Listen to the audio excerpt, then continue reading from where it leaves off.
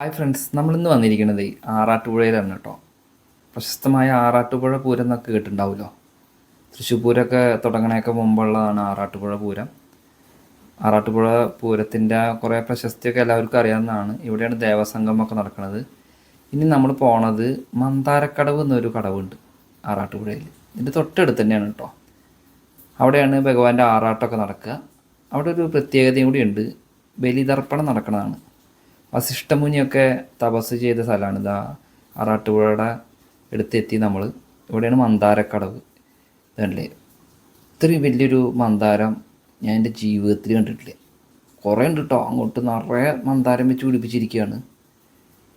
അതിൽ ഇപ്പോൾ പൂക്കളില്ല, പക്ഷെ നല്ല പൂക്കളൊക്കെ ഉള്ള സമയത്ത് നിറച്ചിങ്ങനെ നല്ലൊരു ഭംഗി കിട്ടും. ഇതാണ്ടില്ലേ, ഇതുണ്ട് ഇവിടെ എഴുതി വെച്ചിട്ടുണ്ടല്ലേ. ഇതാണ് ഇവിടുത്തെ പ്രത്യേകത കേട്ടോ. കാരണം ഇവിടെ ബലിതർപ്പണം മാത്രമാണ് ചെയ്യാൻ പാടുള്ളൂ, അസ്ഥി ഒഴുക്കാൻ പാടില്ല എന്ന് പ്രത്യേകം എഴുതി വെച്ചിട്ടുണ്ട്. ദേവപ്രശ്നത്തിൽ നോക്കിയപ്പോൾ അസ്ഥി ഒഴുക്കാൻ പാടില്ല.